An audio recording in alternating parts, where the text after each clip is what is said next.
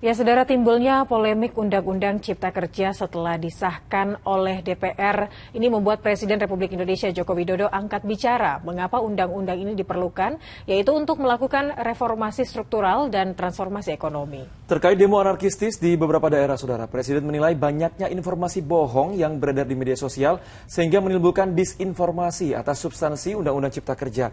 Presiden juga menyarankan kepada pihak yang belum puas agar mengajukan uji materi ke Mahkamah Konstitusi.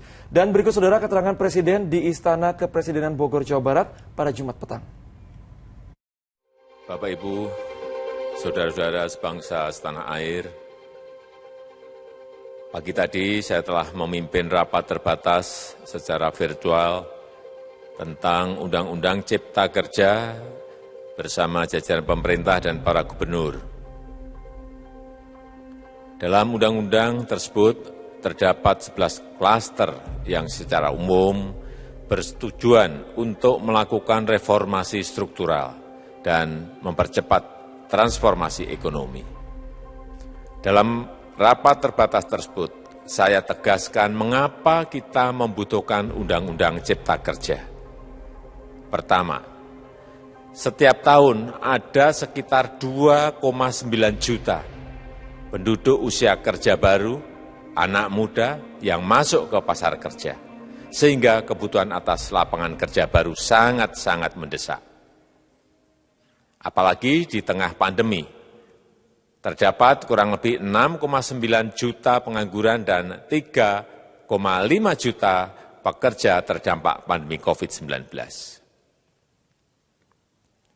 Dan sebanyak 87% dari total penduduk bekerja memiliki tingkat pendidikan setingkat SMA ke bawah, di mana 39% berpendidikan sekolah dasar.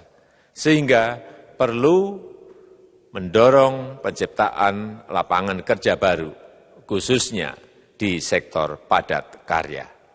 Jadi, Undang-Undang Cipta Kerja bertujuan untuk menyediakan lapangan kerja sebanyak-banyaknya bagi para pencari kerja serta para pengangguran. Undang-Undang Cipta Kerja ini akan mendukung upaya pencegahan dan pemberantasan korupsi.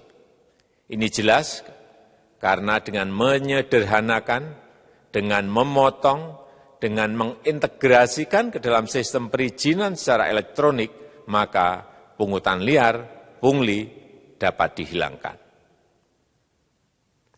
Namun, saya melihat adanya unjuk rasa penolakan Undang-Undang Cipta Kerja yang pada dasarnya dilatar belakangi oleh disinformasi mengenai substansi dari undang-undang ini dan hoax di media sosial. Saya perlu tegaskan pula bahwa Undang-Undang Cipta Kerja ini memerlukan banyak sekali peraturan pemerintah atau PP dan peraturan presiden atau perpres. Jadi setelah ini akan muncul PP dan perpres yang akan kita selesaikan paling lambat 3 bulan setelah diundangkan.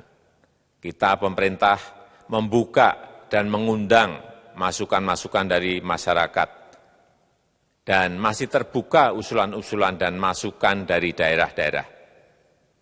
Pemerintah berkeyakinan melalui Undang-Undang Cipta Kerja ini jutaan pekerja dapat memperbaiki kehidupannya dan juga penghidupan bagi keluarga mereka.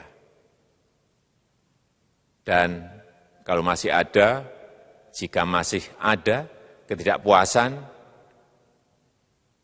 terhadap Undang-Undang Cipta Kerja ini, silahkan mengajukan uji materi atau judicial review melalui MK, Mahkamah Konstitusi.